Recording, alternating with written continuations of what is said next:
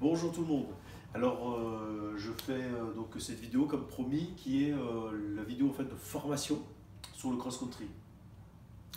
Alors sur cette vidéo là en fait je vais pas vous donner une recette toute faite parce que ça serait dommage que vous ayez pas en fait une démarche en fait de construction en fait, du plan d'entraînement.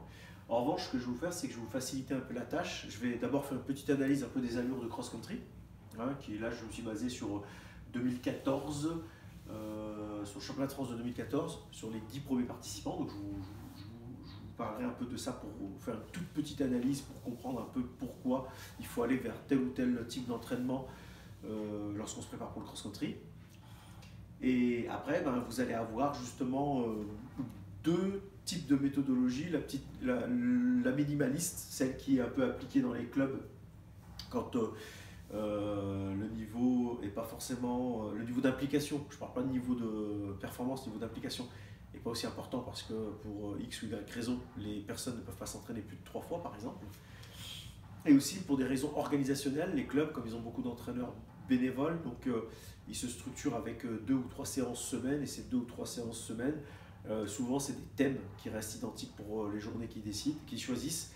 Et ils bouclent ça donc semaine après semaine. Donc voilà. Et après, je vais vous donner une deuxième méthodologie qui est une méthodologie un peu plus, comment dire, sérieuse dans la planification. Le seul inconvénient de cette méthodologie-là, c'est que c'est une méthodologie qui ne prend pas en compte la semaine proprement dit répétée. Elle prend plutôt en compte la dizaine de jours consécutifs sur des entraînements. Je vous donnerai un peu moi comment je construis ça sur 10 jours, qui se bouclent en fait après. Et je vous expliquerai un peu pour quelles raisons en fait, je travaille de cette manière-là avec certains athlètes par la suite. Voilà. Mais déjà avec ces deux types de méthodes, vous allez déjà prendre celle qui vous correspond le plus par rapport à votre niveau d'implication. Et aussi, vous pourrez un peu plus, on va dire, construire des séances qui seront, on va dire, plus pertinentes. Si c'était déjà le cas, tant mieux. Si ce n'était pas le cas, ça va permettre un peu de vous aiguiller sur ce sujet. Alors sans plus attendre, on va parler déjà on va analyser un peu ce championnat de France de 2014. Et juste pour vous dire pour vous signaler un peu les allures correspondantes, donc sur les différentes catégories. Chez les cadettes, par exemple, sur une course cadette qui faisait 4 km 400, donc la durée de l'effort entre la première et la 10e se situait entre 16 minutes et 17 minutes 10. Et les allures en fait étaient entre pratiquement 16,5 km/h à 15,4, 15,5. Donc vous voyez, déjà il y a l'écart type dans les 10 premières places, déjà en fait il y a 1 km/h d'écart. Et pour les personnes, pour les athlètes que je connais en fait, de cette catégorie-là, j'avais pu à l'époque aussi évaluer en fait, le pourcentage de VMA. Alors bien sûr, à prendre avec beaucoup de pincettes sur la manière dans laquelle ça a été mesuré, mais on est plus aux alentours de 85% de la VMA, voire des fois un petit peu en dessous, pour les concurrentes de cette course-là. Et d'ailleurs pour toutes les courses, sauf le cross-court, on est un peu au-dessus, mais pour le cross-court, on est vraiment sur cette approche-là. On est proche on est sur 85, très difficilement au-dessus de 85, pour plusieurs raisons. Même si en fait la raison principale c'est vraiment parce qu'ils courent sur des endroits un peu très accidentés, avec beaucoup de relance, des fois des bosses, et ça vient casser un peu le rythme parce que le même type de distance là sur un terrain beaucoup moins accidenté, il serait peut-être un poil plus rapide. Bon, voilà, mais c'était juste pour vous dire, pour placer cette parenthèse là, pour pas que vous soyez figé en fait sur le pourcentage de VMA, parce que ce pourcentage de VMA peut être influencé selon les terrains. Un terrain sur lesquels très boueux, assez accidenté, assez technique, et automatiquement vous allez avoir beaucoup de mal à être sur un haut niveau d'intensité. Même si sur la course vous allez sentir l'intensité due au fait que le terrain est dur à pratiquer. Voilà, c'était une petite parenthèse. Chez les cadets, garçons, donc vous avez vu, on est entre 18 minutes 45 à 19,40. Et pareil, on est à 18,5, entre 18,5 et 17,5. Donc c'est pareil, j'avais analysé un peu tout ça, j'ai regardé, c'est du 85% de VMA pour les concurrents que je connaissais sur ce type de course. Et ça sur une distance de pratiquement 6 km. Voilà, les juniors, hein, vous voyez, on est sur, je ne vais pas vous dire à chaque fois les temps, hein, vous verrez, je vous mettrai ce tableau-là avec les distances pour que vous y référiez. Donc vous avez vu, hein, les juniors filles, on est entre 16 et 15 km/h. Voilà. On est là chez les juniors filles, entre 18,6 et les juniors garçons, excusez-moi, 18,6, 18,1. Le cross-court, alors le cross-court pour le coup, le cross-court entre les cross-court féminins et le cross-long, il y a un différentiel qui est très faible. Donc elles vont à peine plus vite sur le cross-court. En revanche, chez les garçons, le cross-court, il va quand même beaucoup plus vite, pratiquement 1 km/h de plus sur les allures. Donc le cross-court chez les garçons, on va dire il y a vraiment un intérêt en fait quand les gens choisissent le cross-court ou le cross-long, parce que la vitesse est vraiment différente. Chez les filles, il n'y a pas forcément un delta de différence en vitesse qui est aussi important. Sur cette année-là, bien sûr, hein, chaque année se suit, ne se ressent pas forcément, et selon les concurrents qu'on peut avoir sur les courses, ça peut aussi varier. Mais bon, globalement, ce tableau-là, je vous le mettrai avec les distances, hein, je vous le mettrai en annexe, pour que vous puissiez avoir une petite référence, et un petit comparatif. Mais ce qu'il faut retenir, c'est que de toute manière, c'est du 85% de VMA. Voilà. Tout dépend après de la configuration du terrain. Sachant que quand c'est très accidenté, on est un peu en dessous de ces 85. Quand on est sur un terrain très roulant, un hippodrome, il fait beau, l'herbe est sèche, on est 85 voire un petit peu plus. Voilà. Alors maintenant, je vais passer un peu au tableau un peu minimaliste pour que vous puissiez vous rendre compte un peu de... Hop, on va monter.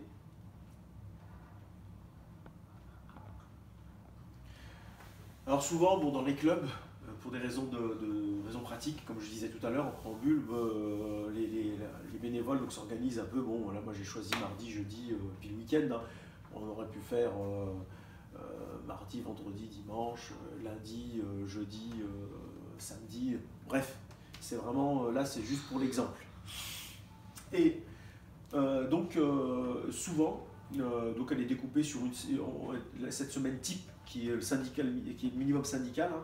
Elle est souvent construite autour d'une séance de VMA, puissance vers la capacité. Donc au début de saison, on met un peu plus de puissance et progressivement on met un peu de capacité en VMA et on essaye de revenir sur de la puissance une fois tous les 15 jours, histoire de refaire un petit rappel, ou une fois tous les 3 semaines. Ce développement de VMA, donc elle se fait sur plusieurs formes. Hein. On peut partir sur de l'intermittent court-court, hein. On peut fractionner aussi sur piste. Là, ça peut commencer sur des 200 mètres, des 300 mètres, monter sur des 400, 500, voire 600 des fois. Un peu plus court pour garder un peu de qualité, garder de la vitesse. On peut aussi travailler sous forme un peu pyramidale. Hein. On peut travailler sur des portions de 200, des portions de 300, des portions de 400 et on redescend. Pareil sur du fractionné quand on fait de l'intermittent, hein. On peut faire des 30 secondes, des 40 secondes, des 45 secondes, des 50 secondes, des 1 minute, des 1 minute 15, 1 minute 10, ça dépend. Puis après, faire ça sous forme de bloc ou faire sous forme de pyramide avec plusieurs portions en fait, dans une durée d'effort. La seule chose qu'il faut respecter quand on fait une séance de VMA, c'est ce qu'on appelle la progressivité de la charge d'entraînement et bien sûr de ne pas changer plus d'un paramètre par séance quand elles se suivent. Par exemple, pour illustrer un peu ce que je viens de vous expliquer, si vous avez décidé de faire 2 blocs de 8 fois 200 mètres, récupération au temps d'effort, la semaine suivante, je fais la même séance en rajoutant par exemple 2 fois 200 mètres, je fais 2 blocs de 10 minutes, 2 blocs de 10 fois 200 mètres finalement, récupération temps d'effort, mais je ne m'amuse pas à dire, bon, je vais faire 2 blocs de 10 fois 200 mètres, et la récupération entre les blocs, elle était de 2 minutes par exemple, et dire bah, cette fois-ci je réduis en plus la récupération à 1 minute entre les blocs, et en plus, au lieu de récupérer que le temps d'effort, je leur demande de faire temps d'effort moins 8 secondes par exemple. Voilà, parce que là vous allez changer plusieurs paramètres sur la séance suivante, c'est pas bon. Donc progressivité de la charge d'entraînement, donc ça veut dire que je rajoute un élément supplémentaire pour durcir, mais je joue sur un seul paramètre. Et là j'ai joué sur la quantité. Donc j'ai rajouté dans chaque bloc 2 fois 200 mètres. Voilà. Donc la VMA, même si c'est pas à cette allure-là que vous allez courir votre cross, elle a une utilité très intéressante, surtout chez les jeunes, où on développe encore la puissance, de pouvoir un peu aller dans des zones dans lesquelles en fait, le cœur va vraiment travailler avec une intensité très importante, sachant que souvent dans l'intermittent court-court, la récupération est comptée dans le temps d'entraînement. Pourquoi? Parce que pendant la récupération, votre frein vagal n'a pas forcément le temps de se mettre en place, surtout si vous êtes sur des séquences très courtes. Et donc, peut-être que musculairement vous reposez, par exemple sur les 30 secondes où vous êtes arrêté, où vous trottinez un petit peu légèrement, vous faites une petite récup active avant d'enchaîner. Mais le cœur, lui, il est resté haut. Et comme il est resté haut, de toute manière, le cœur continue à travailler, c'est excellent. C'est pour ça que l'intermittent court-court est très intéressant pour pouvoir continuer à développer en fait, ses qualités au niveau cardio. Et même si ce n'est pas les intensités sur lesquelles vous allez courir votre cross, c'est des intensités qu'il faut aller chercher pour déplacer un peu le curseur. Voilà, le curseur un peu de... Et puis, pour les jeunes, continuer à développer la VMA. Sachant que, petite parenthèse, 2 personnes de VMA identiques n'auront pas un même niveau de performance, sur un cross. Je m'explique. 2 personnes à 21 de VMA, par exemple, eh ben, il y en aura un qui peut se placer très bien en cross et l'autre moins bien, parce que après, ce qui va être déterminant, c'est plus la VMA en elle-même, c'est l'indice d'endurance, et cet indice d'endurance, elle se travaille en prolongeant l'effort à une intensité cible, une intensité moyenne, mais moyenne assez intense, et c'est dans cette séance du jeudi qu'on va aller la chercher. Pourquoi? Parce que finalement, quand on a un niveau de VMA qui est X ou Y, hein, ce qui est important, c'est de pouvoir rester dans la zone qu'on avait ciblée tout à l'heure, dont on avait parlé. C'est la zone à 85, 86, 87% de sa VMA sur des terrains assez plats, hein, parce que là c'est roulant. Et bien sûr, quand c'est un peu accidenté, tout le reste, on sera plus proche de 85, 84, 83 de VMA. Hein, c'est pas un souci.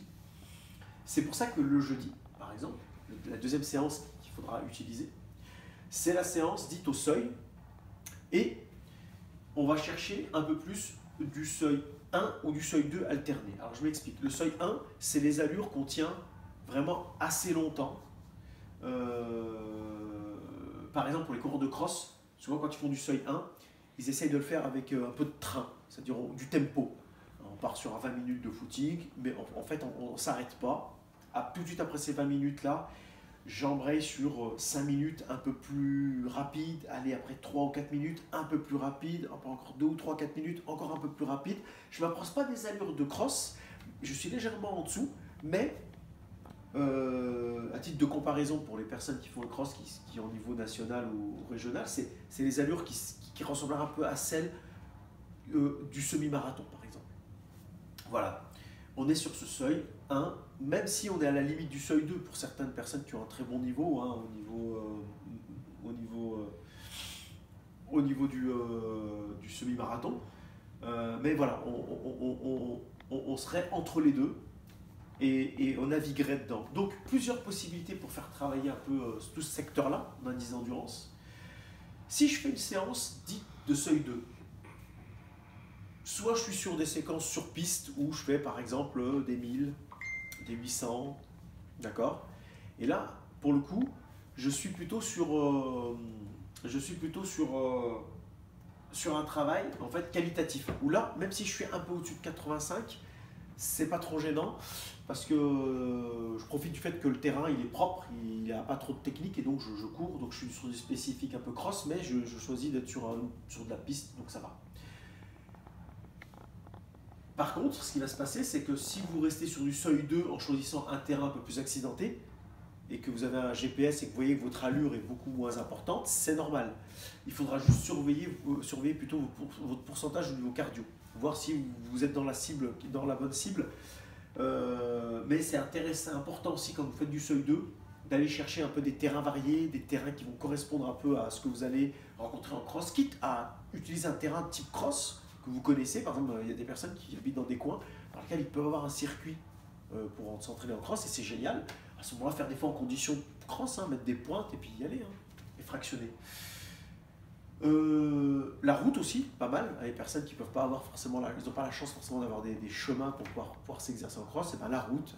Alors la route, il faut juste essayer de modérer un peu l'utilisation de la route, parce qu'utiliser la route, et ben, à un moment donné, ça peut être accidentogène, si accidentogène entre guillemets plutôt, accidentogène dans le sens blessure, si voilà, il y a des prédispositions en fait génétiques des fois à pas supporter un peu l'onde de choc en fait sur la route. Donc, voilà. Après, et puis bien sûr la répétition qui favorise aussi la blessure. Après, ce qu'il y a, c'est que quand vous faites du seuil 2, privilégiez des séquences assez courtes, si vous faites des choses si vous avez un truc un peu métré, des 800, des 1000, des 1200, des 1300, 1400, 1500, allez hop. Par contre, dès que vous allez commencer à faire du seuil 1, allez plutôt sur des séquences vraiment longues, des 7, 8, 9, 10 minutes répétées. Bien sûr, en travail continu, c'est plus intéressant quand on travaille entre le seuil 1 et le seuil 2, pas le seuil 1 tout court, dans cette zone-là. C'est bien de pouvoir vraiment faire des portions longues, parce que c'est ce qui vous permettra vous de durer dans le cross. Après, plus vous allez vous approcher en fait des échéances, plus vous allez faire en sorte que le seuil 2, vous ayez avoir des portions un peu plus longues, parce que le plus important, c'est pas d'enchaîner des 1000 mètres à 85% de la VMA et de récupérer 1 minute 30 entre temps. Parce que vous allez avoir, selon la catégorie que vous allez dans laquelle vous êtes, vous allez avoir à la faire en continu sur une durée beaucoup plus longue. Donc l'intérêt, c'est progressivement d'avoir une séance de seuil 2 qui peut être fractionnée en 2 fois ou 3 fois, avec des séquences plus longues. Et là, il faudra charbonner. Donc voilà. Donc pour arriver à cela, on rappelle la règle, progressivité de la charge d'entraînement. C'est-à-dire que si je commence par des 800 mètres, voilà, j'ai commencé par, je sais pas, par exemple, un senior qui commence par 8 fois 800 mètres. La séance d'après, il passe à 10 fois 800 mètres. Après, finalement, la séance d'après, il est passé à 8 fois 1000. Après, 10 fois 1000. Et après, il commence à fractionner sur des 1500, des 1500. Donc, il fait le nombre nécessaire. Par exemple, il peut aller sur un nombre qui serait proche de peut-être aller 4 ou 5 fois 1500. Et après, il essaie de fractionner avec des 1000, des 1500, des 2000 pour arriver à faire par exemple une séance au pic de sa forme entre 4 fois et 5 fois 2000 par exemple. Voilà, mais progressivement. Il ne faut pas qu'il arrive rapidement sur ces 2000 là parce qu'à un moment donné, ça peut être compliqué. Voilà. Après, sur du seuil 1, pareil, on peut commencer peut-être sur des 5-6 minutes au début, enchaîner avec 1 minute de récupération, mais active. Et après, progressivement, peut-être faire 3 voire 4 fois 10 minutes sur des allures entre le seuil 1 et le seuil 2. Je dis à chaque fois seuil 1, mais quand je dis ça, en fait, il faut comprendre que c'est travailler entre le seuil 1 et le seuil 2, mais plus proche, voilà, entre les deux. On n'est pas proche du seuil 1 pour qu'on puisse un peu dérouler. Voilà. Et bien sûr, la troisième séance, c'est la séance de long. Et cette séance de long, pour le coup, c'est de faire sur un footing long, donc minimum 1 heure. Mais honnêtement, 1 heure, pour moi, c'est pas suffisant à un moment donné. C'est vraiment important d'aller plus loin, surtout quand on fait que 3 séances par semaine.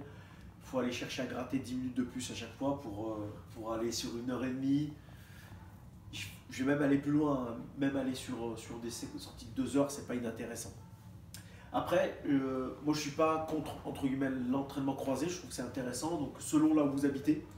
Alors moi je parle pour moi parce que quand je parle avec d'autres entraîneurs qui habitent dans le sud de la France, ils n'ont pas forcément les mêmes conditions que nous on a ici en Savoie. Donc nous on a quand même pas mal de... On a pas mal de... Alors je parle du sud de la France, mais il y a d'autres régions où c'est comme dans le sud, comme certaines parties du sud, c'est-à-dire que c'est assez plat, hein. Mais ce que je veux dire par là, c'est que nous on a la chance en fait, d'avoir quand même pas mal de petites montagnes, moyennes montagnes, des fois aussi de la haute montagne. Donc c'est pas inintéressant d'aller chercher un peu de la rando course et à ce moment-là on peut chercher à faire vraiment de l'endurance fondamentale, mais dans la nature, dans la montagne, en changeant un peu les différents parcours, et c'est pas inintéressant. En plus, ça casse un peu la monotonie en fait, d'être voilà, sur des endroits un peu classiques et tournés. D'aller, bon, la période de ski n'est pas encore là, mais par exemple pour les personnes qui aiment bien aussi aiment bien un peu la glisse, un peu l'hiver, c'est d'aller faire du ski de fond, du ski de rando, hyper intéressant parce qu'on peut, on fait pas mal de volume sur le plan fondamental avec ces disciplines-là. Il n'y a pas de choc, donc pour le coup, quelqu'un qui a peut-être quelques fragilités un peu particulières, ça peut être intéressant d'aller sur ces types de sorties. S'il fait beau, on peut faire du vélo aussi. Pour les personnes en France, qui habitent en France, il y a des zones dans lesquelles la partie automnale ou la partie hivernale, il y a toujours possibilité de pédaler un peu, donc il ne faut pas hésiter à pédaler. Le seul inconvénient de ces entraînements dits croisés, si on utilise d'autres activités, c'est que automatiquement vous n'êtes plus dans la spécificité de la course à pied, et ce qui peut se produire pour certaines personnes, pas pour toutes, et ben, le fait que votre corps n'ait pas l'habitude de la résonance au sol, que va provoquer le footing dit classique, et ben, ça peut perturber un peu. On peut avoir un peu moins de bonnes sensations quand on court après plus longtemps. Donc, et puis, pour certaines personnes, quand ils font que du croisé et ils ne courent plus, ils perdent un peu les sensations qu'ils devraient avoir en fait en courant plus longtemps.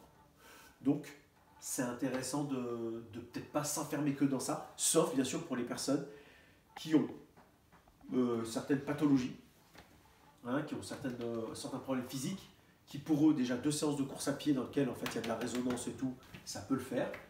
Et ben c'est pas grave, Et ben à ce moment-là, ils peuvent rester sur l'entraînement croisé pour se préserver le plus possible. Voilà. Maintenant, ça c'est une des possibilités, une des méthodologies. La plupart du temps, ceux qui sont en club, ils utilisent celle-là. Ceux qui ont pris l'habitude un peu de... Voilà, ceux qui peuvent s'entraîner que 3 fois par semaine, ils font déjà ça. Ils font une séance courte, une séance un peu plus moyenne, on va dire, avec des allures moyennes, et une séance un peu de long.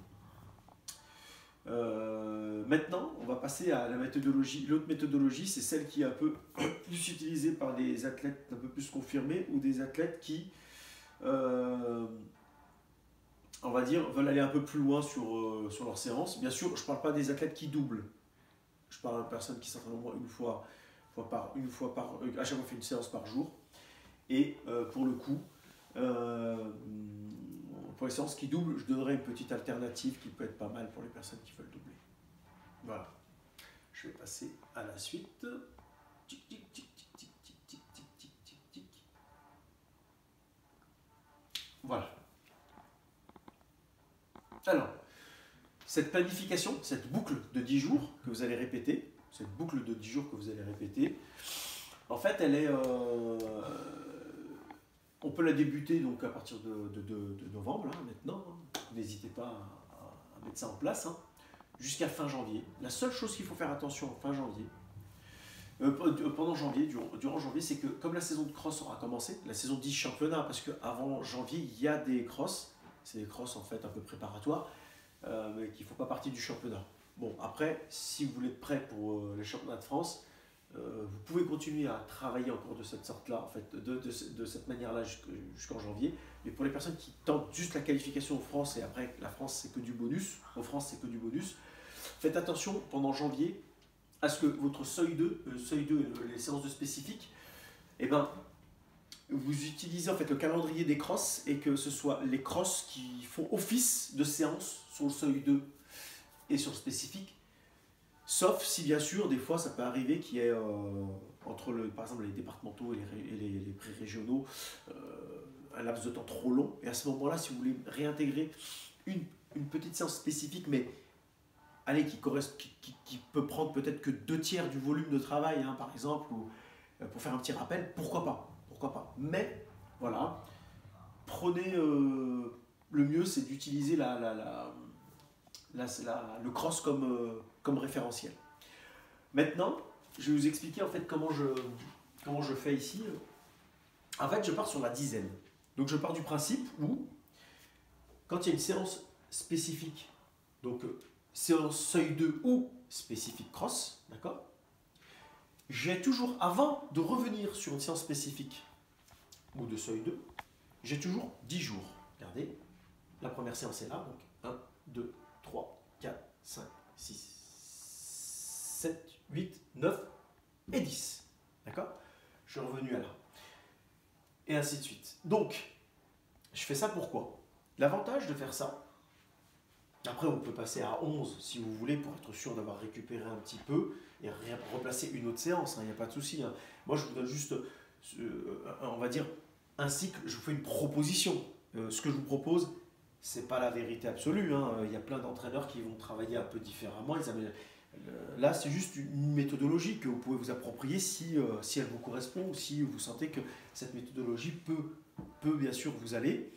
Et bien sûr, sur cette méthodologie-là, vous avez une forme de liberté de voir comment vous pouvez reconstituer les choses.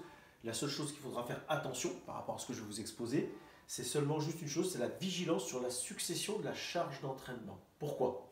Parce qu'il y a certaines séances dans lesquelles en fait, le lendemain, on ne peut pas faire n'importe quoi. Voilà, c'est tout.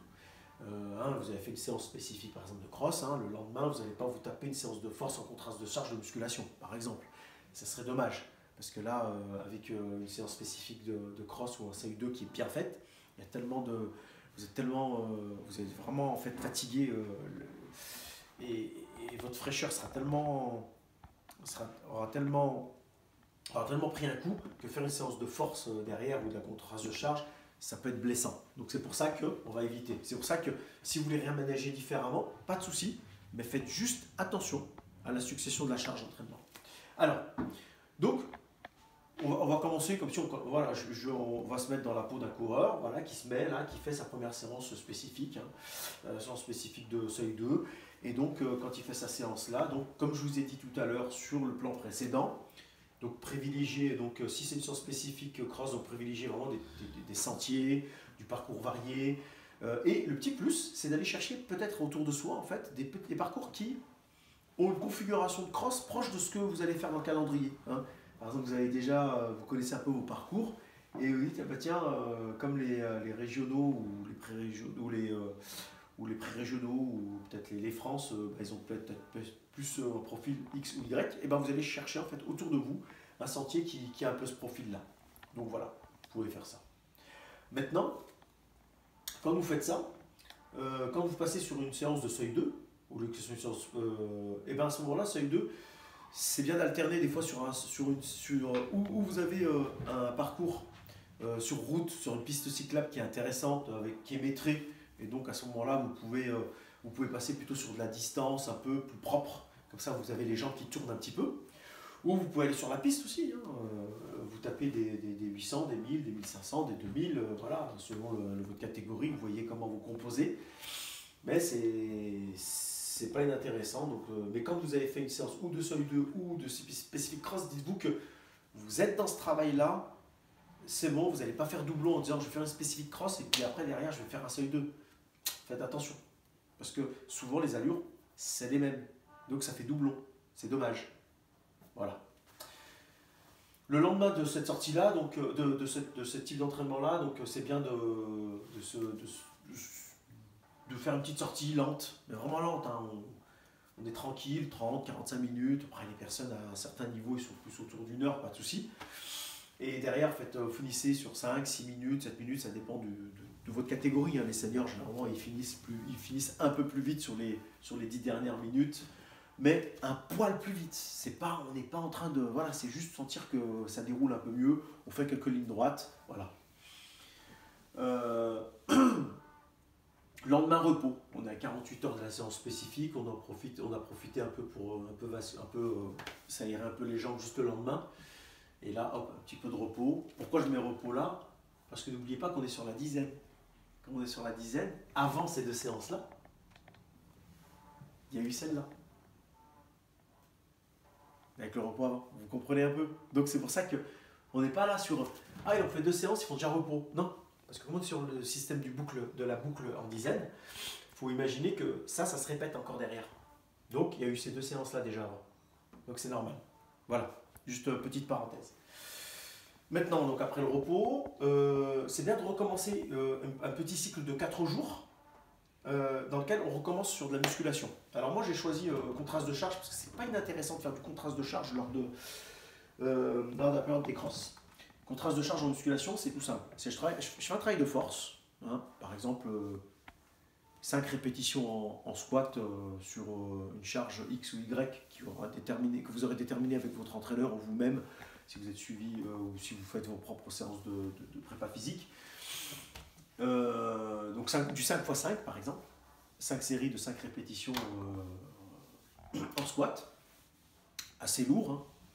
Hein. Et à chaque fin de ces séries de 5 répétitions lourdes, eh ben, vous prenez votre barre après 2, 3, 4 minutes de récup si besoin. Vous prenez votre barre, vous mettez 40% de ce que vous souleviez, 40 ou 50%, pas plus. Et vous exécutez ça de manière plus rapide, plus dynamique. L'objectif du contraste de charge en période de cross, en préparation de période de cross, c'est que ça permet de ramener un peu de puissance, un peu de peps un peu sur les membres inférieurs. Et ce qui est intéressant quand on fait ça, c'est que toutes les situations en fait, de relance où il y a une petite bosse, il faut réappuyer, un petit faux plat derrière, il faut réappuyer, pas de virage et tout. L'avantage de ce contraste de charge, travail de contraste de charge, va amener un peu de nervosité sur la manière dans laquelle vous allez courir. Donc c'est pour ça que c'est intéressant de travailler sur le contraste de charge. Après bien sûr, en dehors du contraste de charge, on peut faire aussi du statodynamique, on peut aussi faire un peu du plein nef, du super plein nef, mais ça à ce moment-là, il faut faire attention parce qu'il faut le faire avec des conditions très particulières. Il faut être un peu plus suivi en salle parce qu'on va faire un travail un peu plus dur sur le plan nerveux. Mais le contraste de charge, c'est abordable. Et ça permet vraiment de développer la puissance, c'est intéressant. Après, bien sûr, on en profite après avoir fait cette séance-là qui est le cœur de la séance contraste de charge. On n'oublie pas d'aller rééquilibrer un peu tout ça. On fait un peu de travail sur la machine à ischio-jambier. Donc sur la machine à ischio-jambier, on essaye de travailler avec les deux jambes qui remontent la charge et une jambe qui retient. Voilà. 10 fois d'un côté, 10 fois de l'autre, vous répétez ça 4-5 fois, 4-5 séries. Travailler en excentrique sur la descente, c'est mieux.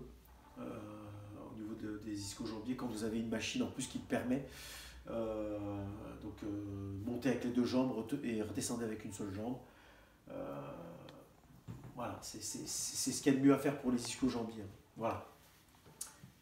Ensuite, le lendemain de cette séance-là, moi, ce que j'aime bien faire, et ce que j'aimais bien faire moi, et ce que j'aimais bien faire aussi à certains athlètes, c'est une séance de VMA. Parce qu'en fait, alors, il y a des personnes, j'ai rencontré d'autres entraîneurs qui n'aimaient pas trop. Pourquoi? Parce que pour des raisons, en fait, de récupération, ils n'aiment pas trop qu'une personne fasse des choses un peu rapides le lendemain, parce qu'il y a encore un peu de casse musculaire et c'était justifié par le fait qu'ils pensaient que le lendemain, s'ils faisaient des choses un peu trop rapides, ça pouvait les blesser. Bien sûr, ça c'est si on part sur le principe où ils faisaient beaucoup de sprint ou des choses trop violentes. Moi, je partais sur une VMA, donc en puissance, capacité, vers de la capacité. Donc, ça veut dire au début, les premières séances, c'est un peu plus de puissance, et après, progressivement, ils augmentent la durée d'effort sur leur VMA. Donc, automatiquement, ils descendent le pourcentage à ce moment-là. Et donc, par expérience, je l'ai fait, j'ai jamais eu de casse par rapport à ça. C'est pas inintéressant, les résultats sont bien. Ça a permis à certaines personnes de sentir qu'ils étaient en capacité d'aller plus vite, d'avoir un peu plus de jambes. Et c'est vrai que les premières séances, peut-être qu'il faut éviter. À ce moment-là, les premières séances, si vous êtes sur une première séance, faites plutôt en footing, des lignes droites, histoire de vous habituer. Parce que la première fois qu'on fait ça, ça laisse pas mal de courbatures. Donc le lendemain, on ne se sent pas capable de faire une VMA. Moi, je comprends tout à fait, il n'y a pas de souci. Mais par contre, après, dès que vous allez prendre l'habitude, vous n'allez pas forcément avoir beaucoup de courbatures le lendemain d'un contraste de charge, vous verrez. Et donc, profitez-en pour faire votre séance de VMA. Voilà. Après ça, vous pouvez faire votre sortie longue, hein, donc jusqu'à maximum 2h30. Bon, là, on parle à des athlètes un peu plus confirmés, hein, c'est pour ça que, voilà, mais minimum 1h30. Et après, le lendemain de ce footing-là, on peut partir sur une sortie un peu dite tempo. Hein. Une sortie tempo, comme je disais, c'est pour travailler entre le seuil 1 et seuil 2. Hein. Donc on est là, on est dans cette zone-là, on est sur des allures un peu plus semi. Hein. Et bien sûr, sur ce seuil, entre ce seuil 1 et ce seuil 2, on est progressif dans la charge d'entraînement. Quand je dis entre 20 et 30 minutes, c'est selon la forme du moment et selon en fait, vos progressivités. Hein. Vous n'allez pas commencer tout de suite à 30 minutes. Amenez ça lentement. Et par contre, si une semaine vous avez fait plutôt un tempo, la semaine suivante, vous faites plutôt des variations d'allure dans des zones différentes. Par exemple, je cours, je suis dans mes 20 minutes dites classiques. Après, je bascule sur, par exemple, 8 minutes à 75. Après, je suis à... je passe en 5 minutes à 80, après je passe à aller à 4 minutes 85, après je redescends à 10 minutes à 80, et puis je finis par exemple sur 7 minutes à 75. Je donne un exemple. Hein. Après, souvent sur les zones, ce que je conseille, c'est d'éventuellement, si vous savez que vous avez déjà fait le taf avec le seuil 2, allez pas forcément sur les 85, entre 85 et 90. Restez vraiment en dessous. Voilà. Parce que comme ça ne fait pas doublon sur le travail et vous restez vraiment sur du tempo et du travail continu. Voilà. Après, bien sûr, après ce petit bloc de 4 séances, rebelote, hop, on bascule sur un repos. Voilà. Qui permet de redémarrer sur une séance un peu mixte. Ici, le lendemain, séance de côte, dans laquelle on profite de la séance de côte pour faire un peu plus d'endurance de force. Donc on part sur des séquences entre 30 et 2 minutes. Hein. Donc pareil, progressivité de la charge d'entraînement. Les premières séances, si tu veux 30 secondes, la deuxième séance, vous passez peut-être à un nombre un peu plus important de répétitions à 30 secondes, et puis peut-être après on passe à 40, à 45, 1 minute, et ainsi de suite, jusqu'à arriver à 2 minutes d'effort. Voilà. Souvent après les séances de côte, j'aime bien quand on fait un petit peu de contraste, un peu de charge, un peu de contraste de charge entre guillemets de course. C'est-à-dire qu'après avoir fait sa séance de côte, on se remet sur du plat et on refait un petit peu une petite séquence d'intermittents court sur du plat pour dérouler. Hein, sur des 20-20, des 30-30, des 25-25, ça dépend. Mais on essaye un peu de dérouler un petit peu. Ça évite, ça permet de transférer un peu tout ce qu'on a fait un peu sur les côtes, un peu sur du plat. Et peut de se libérer un peu les jambes, un peu, pas de s'arrêter sur de la congestion un peu au niveau musculaire. Voilà, voilà. Après le lendemain, donc on